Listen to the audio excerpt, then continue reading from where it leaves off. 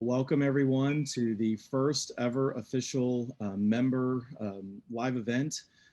Trayton is going to share and talk to us about his experience with Twitter. And again, we're just so excited to actually be able to offer this to you guys as an advisor actively helping and sharing information with other advisors. This is a real thing. Trayton is a real person from what we can gather. And again, we're I'm probably most excited about this because this truly to me is the model for what the Planner DAO represents. It's open, it's collaborative. We're not just trying to live in silos and compete against each other.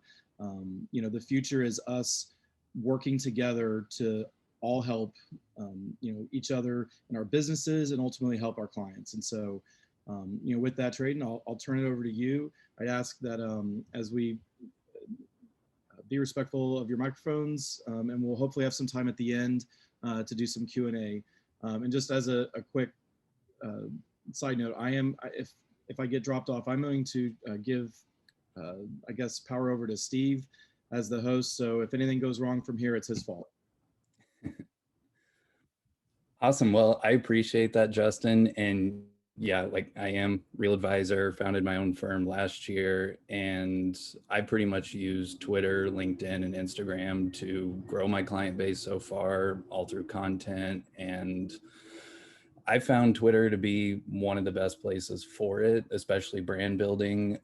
So that's just what we're going to kind of talk about, how I use Twitter, how I use threads to just help reinforce brand even more and just educate people around personal finance and now crypto. So Twitter in the past has kind of been marketed by like industry marketers as just a place where you can network with journalists, meet other advisors, and do things. And I mean, a lot of advisors are on FinTwit, which financial Twitter, and I think that's awesome. Like, and maybe those advisors don't really have like growth goals for their firm. Like maybe they have marketing strategies that are working in the background, and all they do is spend their time on Twitter to just kind of network with like-minded, growth-minded advisors. And there's just nothing wrong with that. I just don't think that's the only way it can be used. And like I was saying, like a lot of marketers talk about like you can use it for PR and just networking with other journalists, because journalists are looking for stories all the time. They spend a lot of time on Twitter. So it is a good place to get your name in front of people like that. And then kind of just what I've seen from like maybe like company accounts where no one's really like managing it and like trying to build community around it is just like links to blog posts with like the intro paragraph as the caption. And again, nothing wrong with that. Like it should be out there, but there's just better ways to kind of distill that information and get it out there, which one of the best ways is through threads, which we'll dive into. But how it can be used by Twitter is, or how advisors can use Twitter is to grow your brand. Like there's people out there tweeting 5-10 times a day, and that is putting your name, that's putting your firm, whatever it is, right in front of however many followers you have all day long. And you can get in front of your target audience. Like I have a couple examples of advisors doing that right now. Like if anyone's familiar with Tyler Olson, he's an advisor up in Michigan, and he specializes in working with physicians, and his Twitter profile is the blueprint to how to use Twitter correctly for advisors. And it can create new opportunities. Like I never would have found out about the CDAA or the Planner DAO without Twitter. So, I mean, there's just a whole nother world out there that doesn't really exist on other social platforms. So who is Twitter best for? Like, I would say it's best for people who have a niche, like that Tyler Olson example. He works with physicians. He tweets about like life as a physician, like the problems they go through. I'm personally kind of transitioning my niche because it started, it's just like millennials, Gen Z in general. And I'll kind of talk about it more as we go out or as we go through this. But I'm kind of niching down even farther to working with freelancers and creators and like solopreneurs. So if you have a niche, you can like speak directly to people on Twitter, which is just a lot more powerful than just tweeting like random like personal finance things that could apply to anyone. um, and also advisors who like writing. Like if you write a weekly blog or a monthly blog, like that can easily be transferred over to Twitter, and you can get a lot more creative with it. Like with design, you can do a lot with it. And for advisors who want to grow their brand and business, like I've personally seen the results it can bring. And really the only people that Twitter is not for is just like immediate like lead generation, like, oh, we need to get 6 clients this quarter. Like that's just not how Twitter's necessarily going to work. Like it's more of a long-term relationship building play. It's like getting a membership at a golf course. Like you got to show up, you got to engage with people, you got to build relationships, and then over time you might get some business out of it. So kind of just how to approach Twitter before we actually dive into like the thread writing and more of the strategy behind it. So first, it's a social media. Like you have to engage on it, and I've made this mistake because I've had Twitter for like 8 years and never really engaged. Like I would just retweet stuff, just tweet random stuff. But when you actually use it for like business purposes and you're trying to drive results out of it, you have to engage with people to kind of get that initial relationship going. And that could be as simple as just commenting on people's posts, like retweeting it with a comment, and then eventually maybe taking it to the DM so you can set up a call or just kind of learn more about the other person and what they're working on.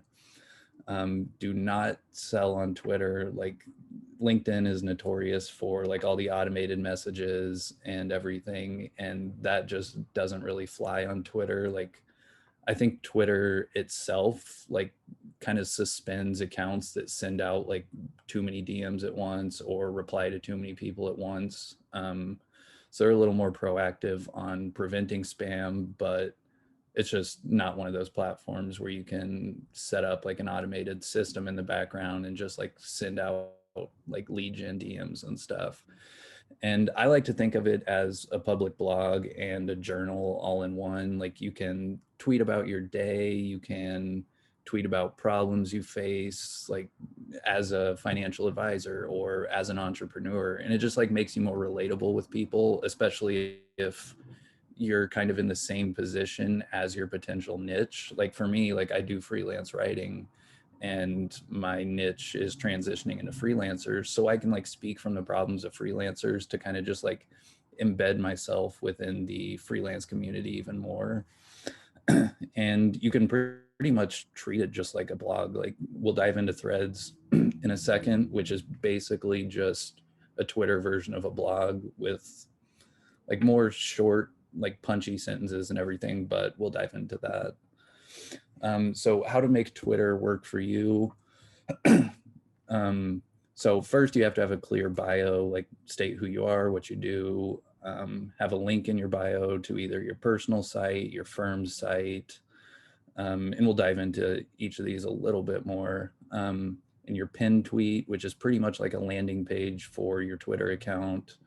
And then, like I said, you have to engage and you have to be consistent with it, like showing up once a month and maybe just posting, or maybe just like one blog a week. Like it might work a little bit, but to like truly like feel the power and get the results out of Twitter, like it has to be pretty consistent to build momentum and also to build the brand, because no one's going to remember like a firm's logo or your name if it only shows up in their feed once a week and they're scrolling 4 or 5 hours a day and seeing hundreds of different names. Like to get the results out of it, like it has to be fairly consistent.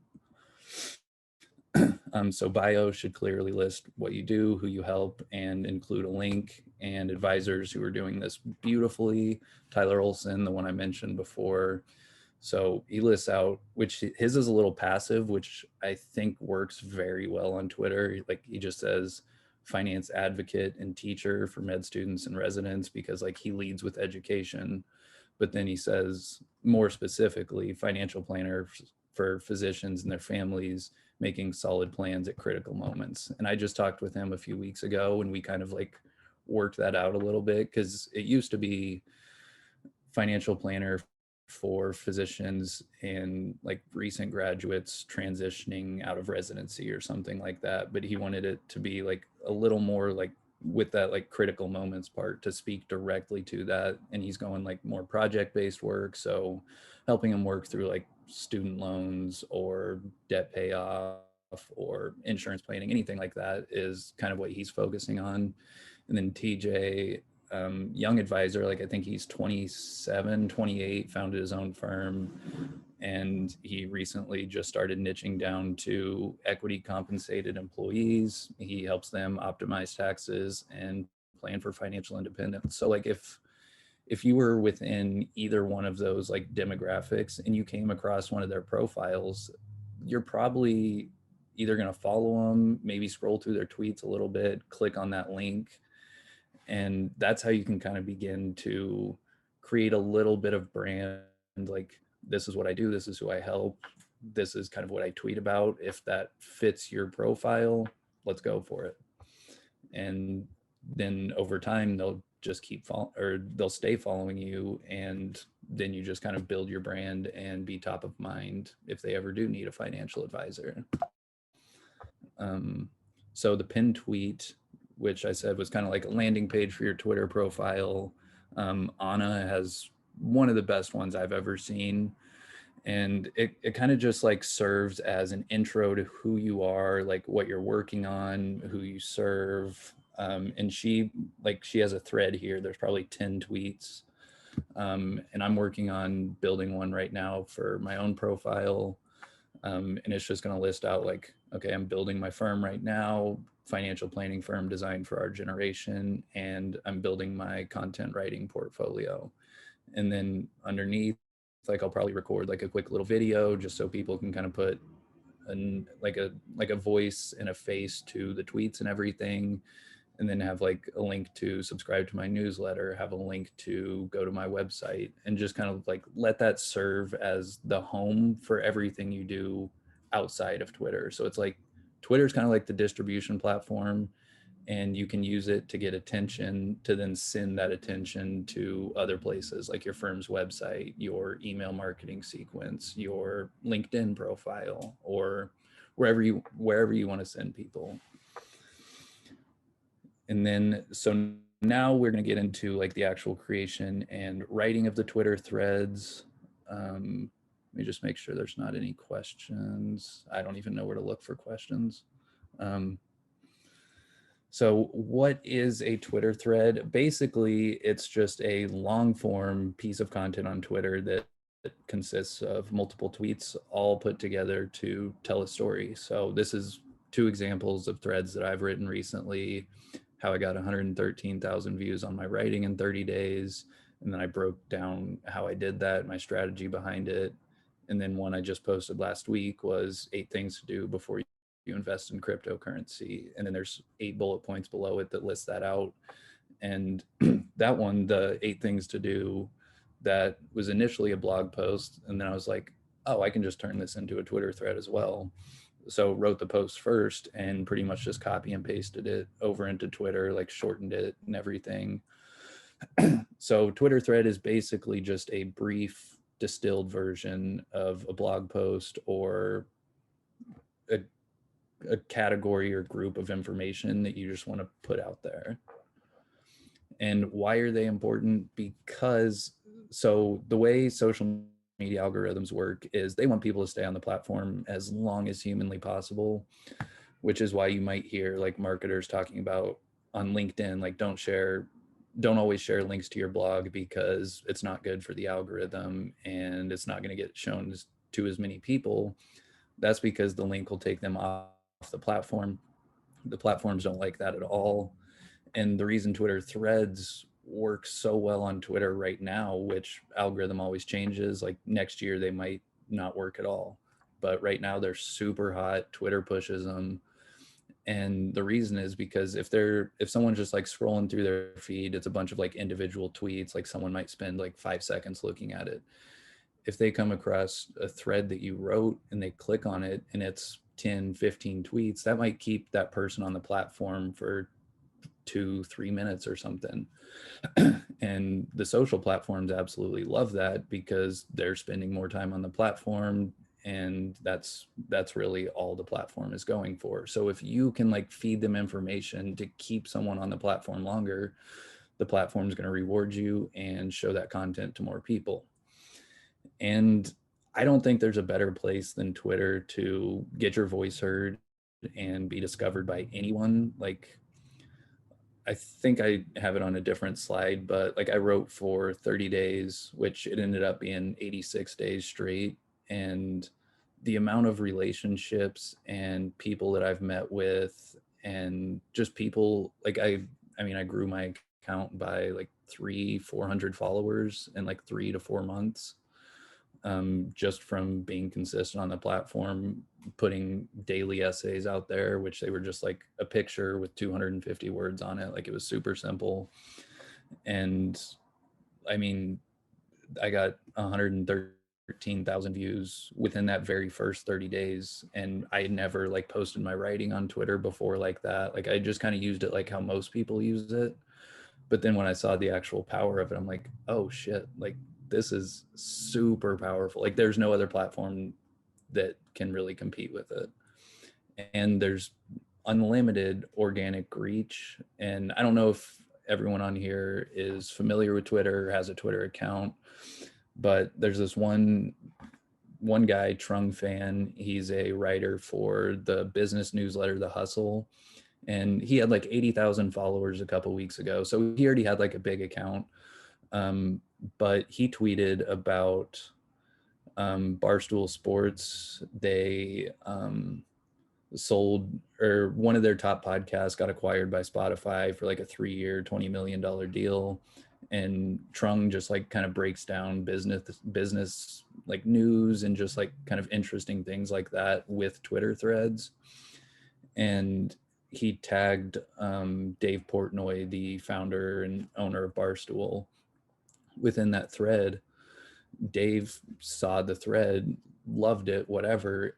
Dave retweeted it to his followers with 1 million followers, and Trung got 10-15,000 followers just because he tagged someone, that person retweeted it and put Trung's content in front of his audience. So like, I mean, you could, like, if Elon Musk, Barack Obama, I guess Trump doesn't have an account anymore, Biden and Dave Portnoy all retweeted your tweet, that would be seen by millions of people. And if like, and I always have to like kind of think back to like, what is the advisor's purpose behind it? If you're just trying to get like maybe 20-30 clients, how many people do you really just need to stumble across your profile, maybe click on that link in there, and it's like, oh, like maybe I should reach out to this person. Like, their website speaks to the exact like financial problems I have. And it's like, the more you can just like get your name out within Twitter, like the more chance you have for someone to come across your profile and potentially work with you. So what kind of content can you share through Twitter threads? From what I've seen, like some of the best stuff, which maybe doesn't necessarily correlate to like getting clients and everything, but like things you've learned as an advisor, like this tweet from Danica is perfect. Like, she talked about kind of just her story of starting her firm and some of the reflections on it. And I mean, it got 200 likes on it. Like, I've never had a tweet do that well. And you can kind of just like be a person on Twitter. Like, you can share learnings like that. You can share problems that you face. You can share accomplishments. Like, sharing accomplishments is awesome, because then if you do it right, you can kind of like build community behind you, because it's like people are cheering for you. They're like, oh, he, like 6 months ago he tweeted how he was struggling with this, and now he's tweeting about like an accomplishment because he overcame that thing he was just struggling with like 6 months ago. And then advisors can use it. I mean, advisors have more personal finance knowledge than 99.9% of people on Twitter. And there's a lot of just not the best financial accounts on Twitter. Like, and TikTok. So like having authority and like being a trusted voice, you can share your knowledge and like actually just educate people through it. Like even if you never got a client from Twitter or grew your business from it, like you have the opportunity to impact at least one person just through education. And like I was saying, you can share your accomplishments, lessons, blog posts, which we'll dive into, and then just kind of like complex information made simple. Like Adam does a really good job of this with the Interaxis account and just like breaking down DeFi and crypto topics. And then, so how to write a Twitter thread, we will go into each of these points a little more in depth, but I use typefully.app, which is just a website where it's basically like a Word document combined with Twitter. Like you just type into it and it like automatically like chunks your tweets or chunks the text into tweets. It's best to have like short, punchy, like valuable sentences throughout it. Try and like keep it like one point or kind of like exclamation per tweet, which you can also spread that across several tweets. Include a summary of it, and then if you're writing it from a blog post, link to the original blog post at the end. So then if someone wants to learn more, because you're not going to be able to elaborate and give all the examples you would within a blog post, but if you link it at the end and someone was like super interested about that, they can go straight to your personal site or your firm site, read about it, and then they're already on your site. And it's like, that's pretty close to them learning more about your services or potentially booking a call. So it's just like, again, just like the distribution, like get people, use Twitter to distribute content and bring awareness to your brand. And then you also have to use it to bring it back to get the desired result you want. And Adam also does this really well. Like he'll share maybe like a thread talking about something they made a YouTube video about. And then at the very end of it, link to the YouTube video, because then that person's going to go watch the video. They might subscribe, like it, and just kind of like build a community around that. So this is the Typefully app. I absolutely love it. I upgraded to the pro version of it. But basically it is just like I was saying, like a Word doc. You can type whatever you want in there. And then on this side, it breaks it down so you can see what it looks like when it's actually tweeted out. So, I mean, one thing you could do is like just copy and paste a blog straight into this, and then just kind of like distill it down and just like take out anything that's not immediately like adding value and contributing to the main point. And then you just have an entire Twitter thread after that. And you can like schedule out tweets. So it's like if you wanted to do this on a Saturday morning and write 2 threads a week for the next month, you could, I mean, you could probably go back through like old blog posts and create, just kind of create more threads on the old content that you have, because I mean, it still lives on your website. So if you tweet it out maybe once every few months, like that's still going to kind of help boost SEO a little bit, because people are going back to an old blog and you've already made the content. So just keep driving people back to it if it's good enough. And over time, you can kind of like fluff up the article and maybe add more like timely advice to it. Like if you wrote about crypto 2 years ago, like a lot's changed since then. So you could probably update the post and make it more actionable or applicable to what's going on right now. And so Typefully, and then the short kind of like punchy sentences and 1 point per tweet. So this is 2 examples. These are both from the same thread. But you can kind of see here on this side, like it was, the thread was about how I got like the 100,000 views, whatever. So number 1 was just published for 30 days straight. It's hard to get your voice heard. You have to publish prolifically. A random post here and there won't allow you to gain momentum or use data to influence your writing. And then I said more on that in a sec, because that kind of like hooks them there. It's like, oh, what's he talking about? They're probably going to keep scrolling through it. And I mean, just kind of based off the numbers within this thread, they did. because I talked about the data here, and then on the third tweet, that one has 5 likes. So people were interested in that point and then found it valuable. And the next tweet after that, because I use data to kind of influence my writing, like I put stuff out there, see what resonates, and then that lets me figure out what my audience actually wants to read and what they actually want to know about.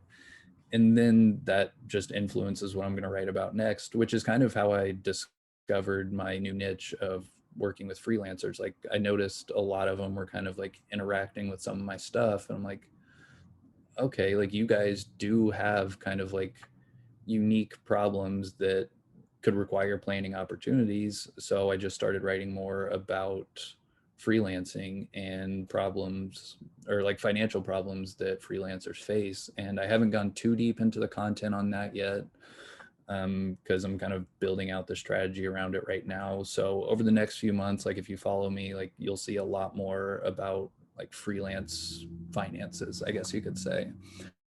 But then, for example, like here, this isn't necessarily a part of the thread, like the main points I wanted to make, but I used like a free writing tracking template where I could see like how many views each one was getting, like the title of them, categorized all of it.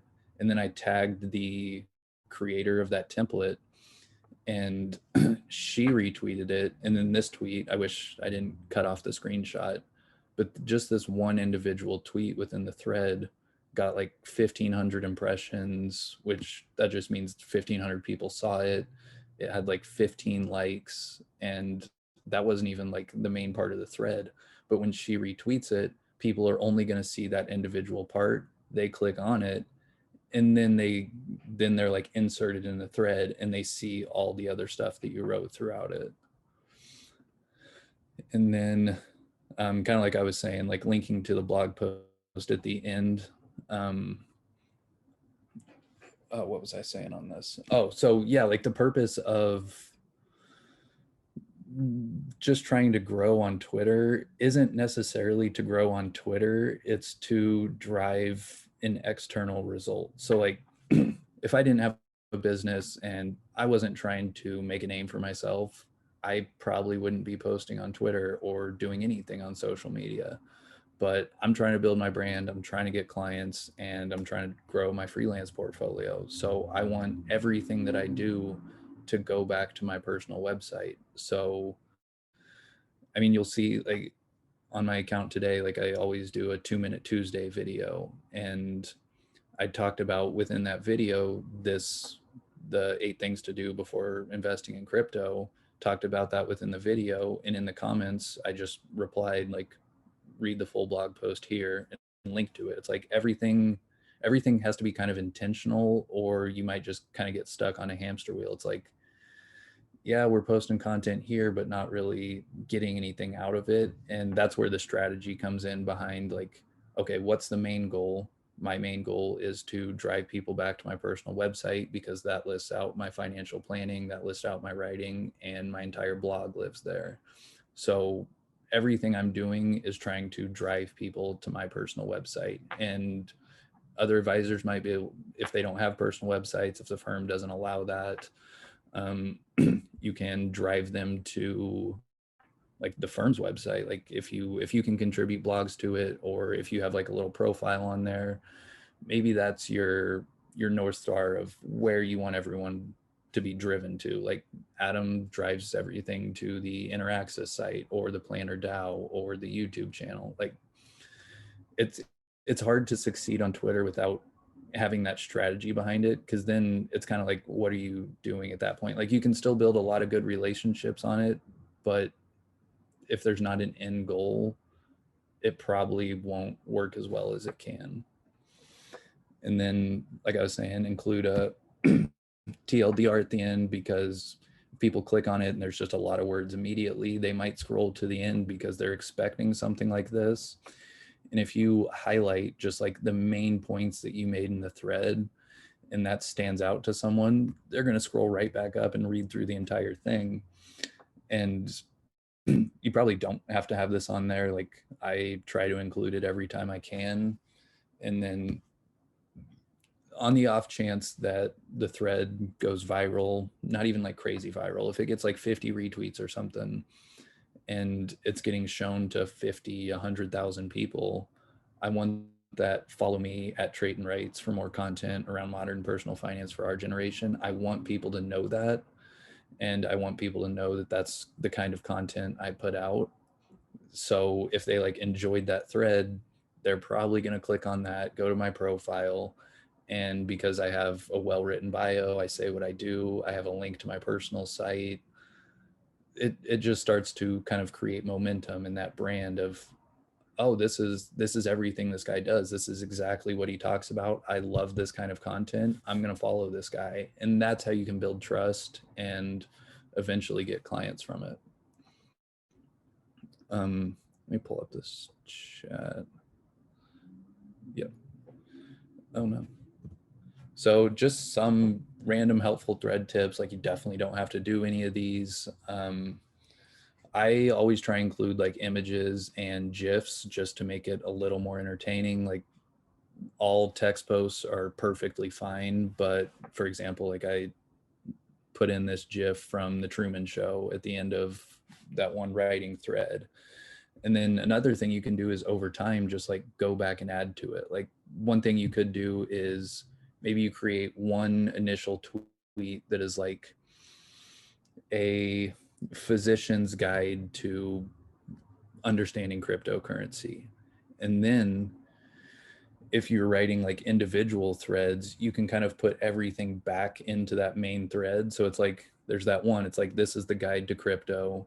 And then you have one thread that's talking about how to invest in it. And then another thread talking about some dangers of investing in crypto, and just like kind of letting it serve as a guide to everything that you talk about within that topic. Or if you wrote something like, if I maybe only wrote 6 things to do before you invest in crypto, and I thought of 2 more after the fact, like I could just go back in, add those last 2 thoughts to the thread.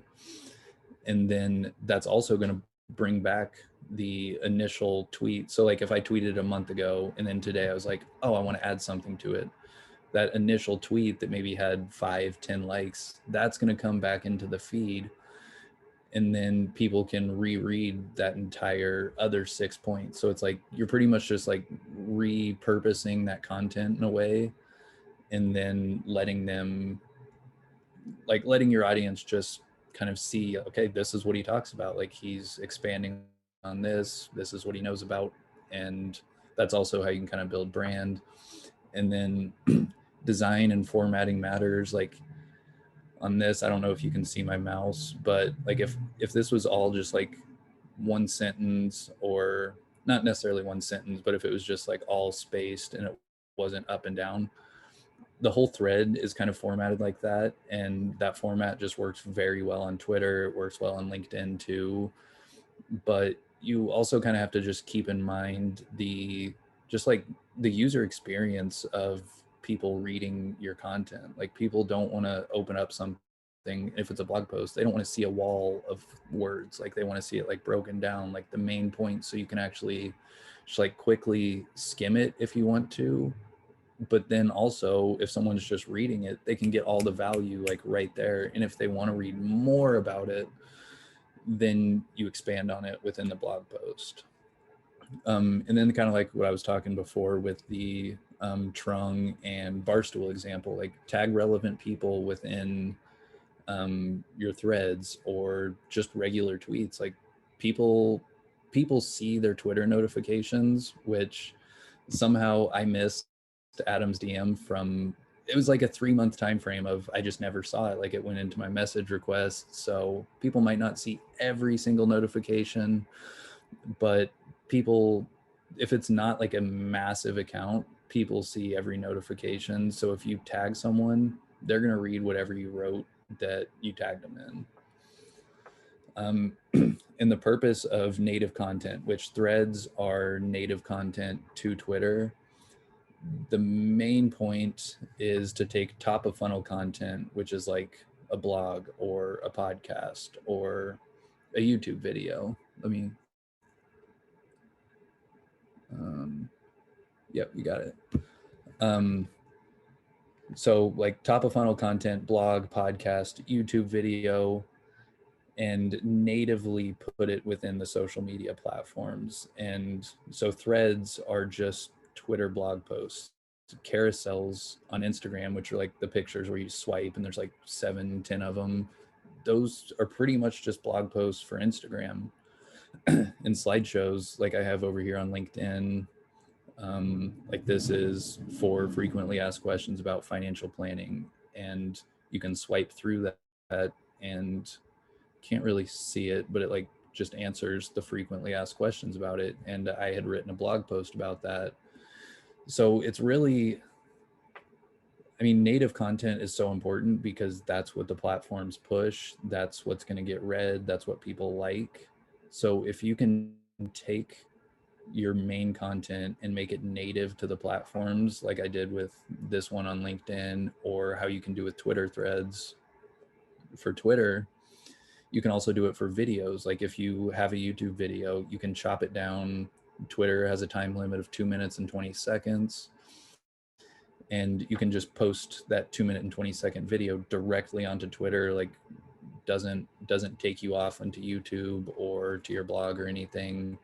And that's going to perform better than just posting a YouTube link, because if they watch your video for 2 minutes, back to the algorithm thing, Twitter's going to push that because someone's going to sit there for 2 minutes and watch your stuff and be on the platform longer. But if it's just a YouTube link, the algorithm's not going to push that because that takes them off platform and the chances that they come back are slim. Rather, if you just put the video on the platform for them and they get to stay on the platform, the algorithm and the social media platform will reward you heavily for that. So why does really all of this matter? Like advisors have been growing their businesses, getting clients without social media, without Twitter for years.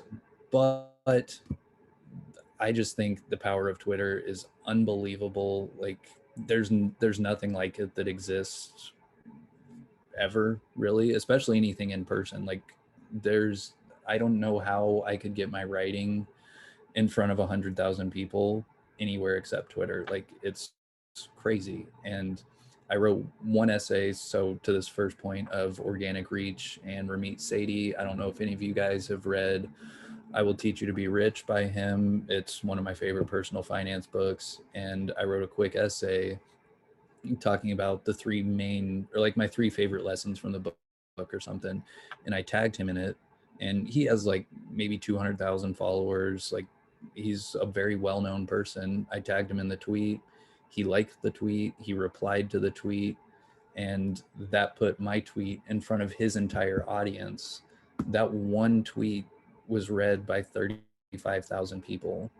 And it took me 5 minutes to write. Like it's a piece of content that just like exists in my head. Like I know what the lessons I learned from that book are. I just put it in writing, tagged him, and one of my favorite authors replied to my tweet about it. Like that was just really cool. And I don't think that can necessarily happen on all the other platforms like Instagram. LinkedIn you might, because business people like interacting with other business people, but it's very prevalent on Twitter because people, I mean, it's just a social platform. Like people interact with other people on it.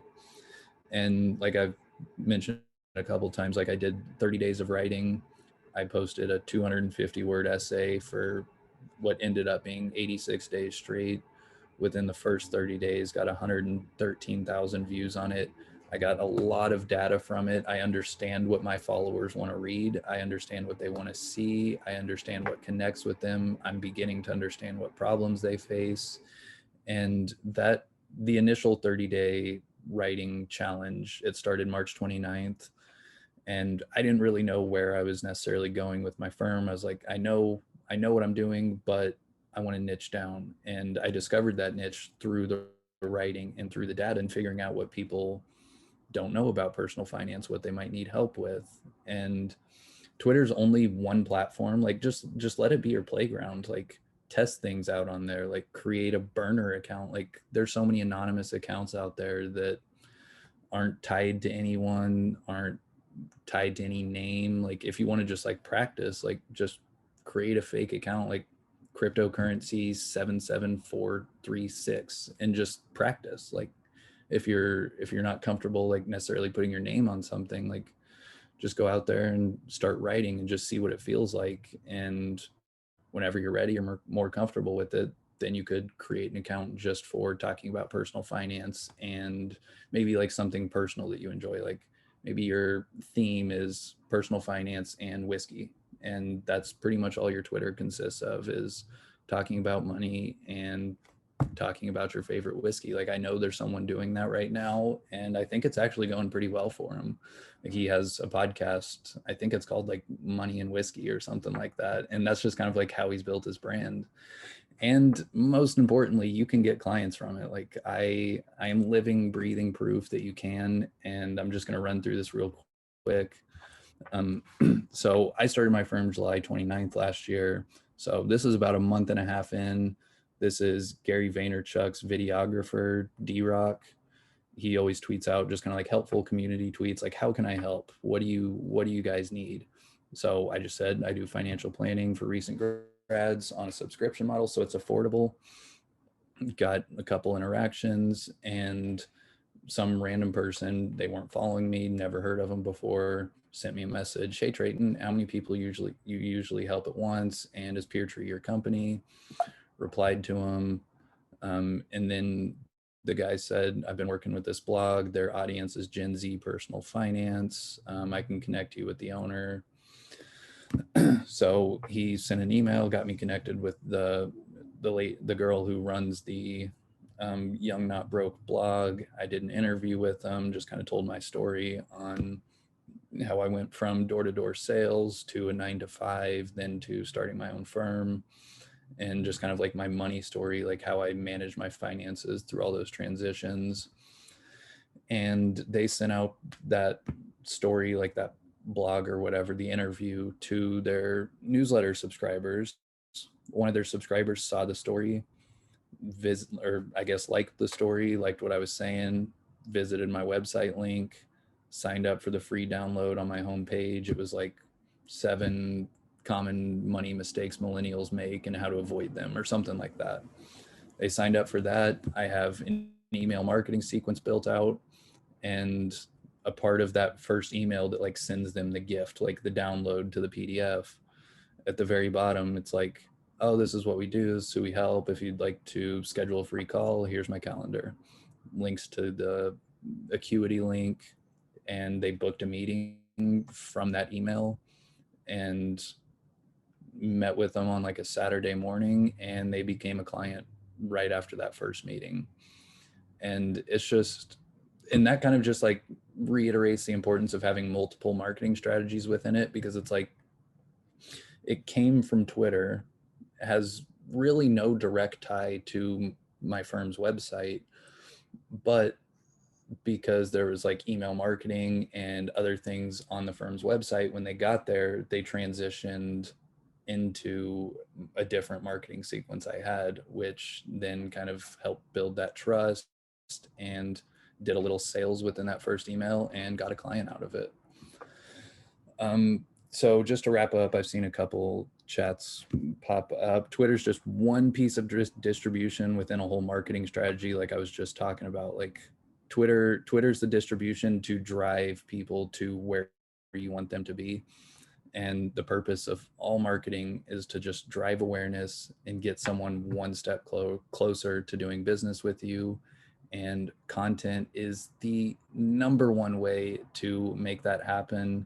I absolutely love Twitter. Like it's just fun. Like you can't take it too serious, because then you'll see people like making fun of Elon Musk and just doing things like that.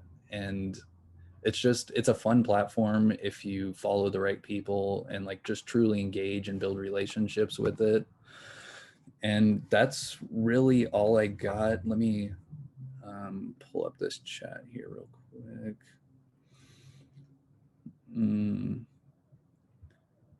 Okay, sweet.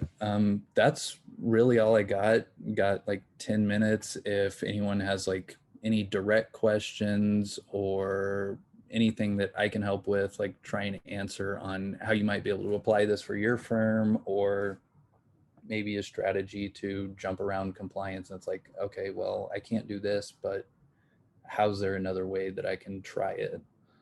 Um, but more than happy to answer any questions, or if no one's got anything, that's really all I have.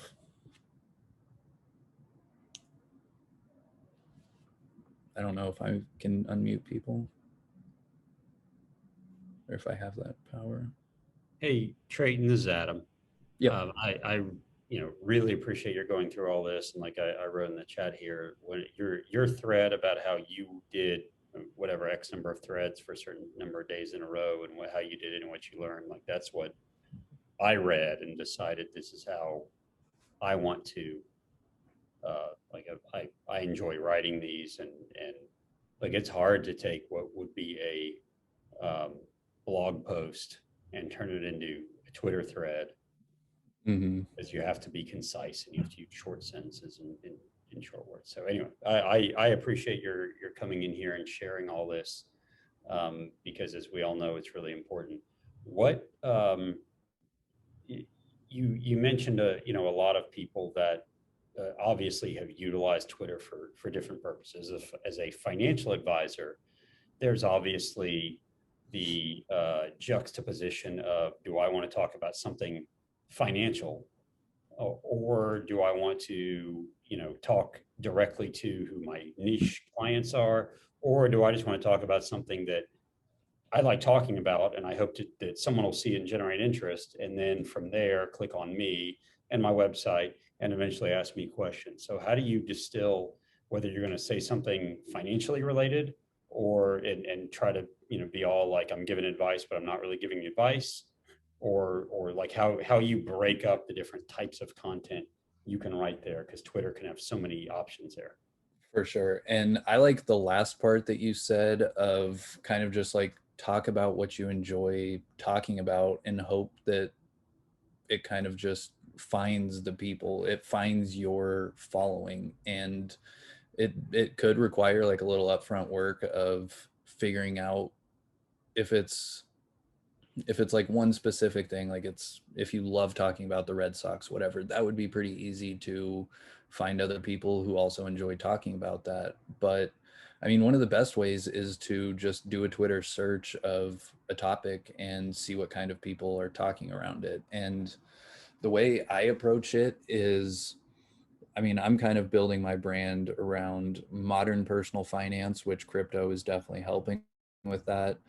And kind of like what I'm gonna start painting myself as is like the anti Dave Ramsey in a way. Just like, I mean, I've already done a couple reaction videos, like one of them has almost 8,000 views on YouTube, and just like making finance just a little more enjoyable. Like the Dave Ramsey reactions I think are going to work very well, because it's like I can directly like say something about something I disagree with, and it's like, this is how I would approach it, and just kind of like educating through that way. But then also just like tweeting about like personal finance things. Like on Friday I said something about like financial numbers you should always know, like your net worth, your credit score. So there's still like a lot of education within it.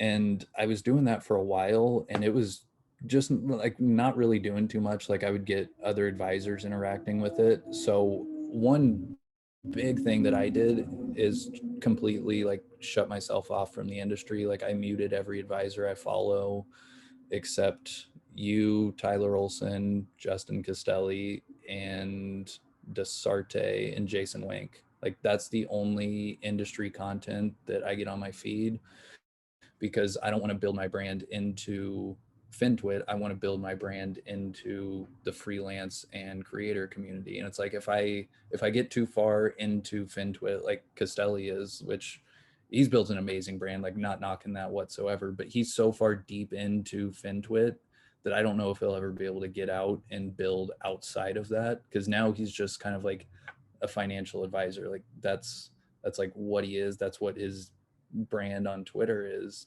And I want to stay away from just being known as a financial advisor. Like I mean, I'm a creator, I'm a writer, and that's what I really enjoy talking about, is helping people get better at writing, helping people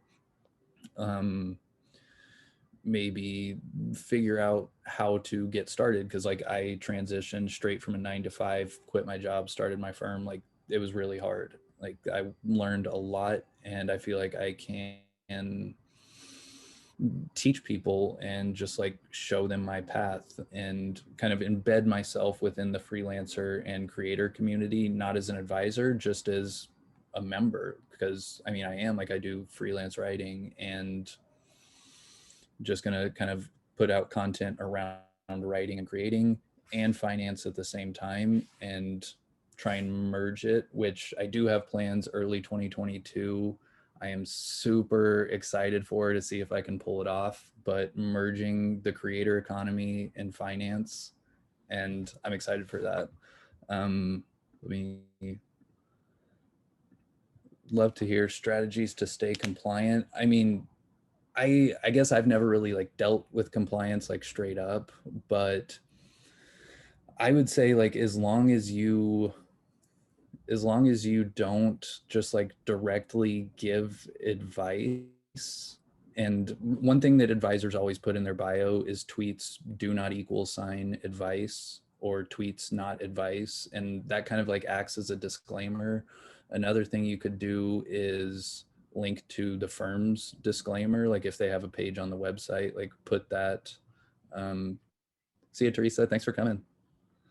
You could put like that disclaimer page in there, and that might help cover with it. But if you're using it like for personal kind of uses and just trying to build relationships and not position yourself necessarily as a straight advisor, you might be able to just not really have any issues with compliance. If you're just like super passionate about freelance writing, for example, and you just started tweeting about like writing hacks and writing tips and how to be more productive and how to stay more organized as a freelancer, how to manage your service offerings or the cost of your service, like things like that. Like, I don't think that would really be a compliance issue, but don't quote me on that. Like I'm the chief compliance officer for my firm, but I should not have that role. I'm not a compliance guy. Yeah, it seems like, look, if you're going to get in there and your big thing is I'm a financial advisor, but I also really like whiskey. So I'm going to talk about whiskey a lot. Then I mean, unless you're talking about investing in whiskey, which is a different subject. Then, and look, if you really like drinking whiskey, you're probably not investing in it. You're probably actually just drinking. So exactly. That there's probably not as much compliance involved in there. Whereas if you're saying I'm going to write a Twitter thread specifically about some sort of financial investment, then you're kind of towing a line at some point. But but you know, if you use Twitter to just say, look, I'm going to end up connecting with people who share some interests with me, so I'm going to write about whatever my interests are. And you know, unless you're look, most of us, our interest is not purely financial. We're not like, man, I love talking about investments all the time. It's all I do. And I just want to share that with the world all the time. Then, you know, I mean, most of us have other interests, and those are some of the things you can write about. And so, you know, this isn't my thing. This is trading thing to talk about. And I know we're almost out of time, but Jeff, like, if someone new is getting into this, the recommendation would probably find some other interest you have, so that for the time being, you don't have to worry about compliance. If you want to write long threads about baseball, then write long threads about baseball, so that you get into the habit of doing it. Mm-hmm. That's the biggest thing. You'll be like, oh, well, then I'm going to write, instead of my baseball one, I'm going to write one about, you know, some investment that some baseball player made, and then like slowly transition it that way. That's Sahil Bloom, or however you pronounce his name. That's one of the best finance accounts on Twitter. I'll drop his handle in the chat, because he does a beautiful. Oh, I sent that directly to Justin. Hold on. I wasn't going to share any with it anyone, so it's probably better to say it that way. Because yeah, he just kind of breaks down, I think his like tagline is something about like the allegory of finance, and he just kind of breaks down like super complex things, like maybe how the stock market started, or why it opens at 9:30, or why it's not open 24/7. You could just like kind of research, or if you already know that, kind of just educate around it. And that's what I always fall back on, is I look through everything, like when I'm creating content, it's strictly through an education lens. And if you lead with education, it's pretty hard to go wrong in a compliance aspect. Like if it's kind of just like conversations that you're having with clients, and I guess maybe not with clients, but just like educating people. Like if someone came up and asked you a question, how would you reply to that, is how I would kind of approach creating content. And I think the personal aspect is probably stronger than just going in and tweeting about financial stuff. And another thing, kind of like on the compliance, is if the firm itself already has like blogs on the website, or I mean, I guess if you work for like Edward Jones and they send out like those things to all the advisors, you could probably turn that into a Twitter thread. Like it might take a little work to make it more engaging or something like that, but I don't think anything would be stopping you from like using already pre-approved content and just distributing it out and trying to get business with it. Well, we're gonna jump in and stop it there. We invite everyone to keep the conversation going on the Planner DAO. You can do a group chat. You guys can message Trayton, just one off. But again, the beauty of having this conversation collaboratively is again, we all can learn from each other.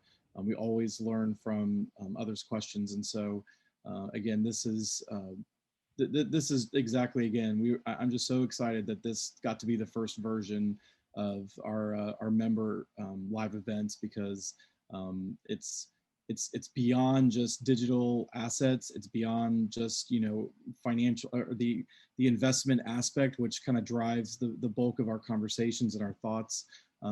But this is just about sharing experience, and Trayton's done an amazing job understanding this platform, and then just inviting all of us to join in. So thank you so much, Trayton, for doing this. Again, invite you guys to hop on over to the Planner DAO, continue to ask questions there. And again, just really appreciate everyone's time. Enjoy the day. And if you're in the state of Florida, stay dry, because it's going to be continuously raining for like a day or so. For sure. Yeah, I appreciate all you guys coming in. And if I can help answer any more questions, or want to talk through strategy, or kind of how to approach it, DMs are open on Planner DAO, on Twitter. More than happy to help with it. All right, everyone. Thanks for your time. And again, everyone, enjoy your day. We'll talk soon.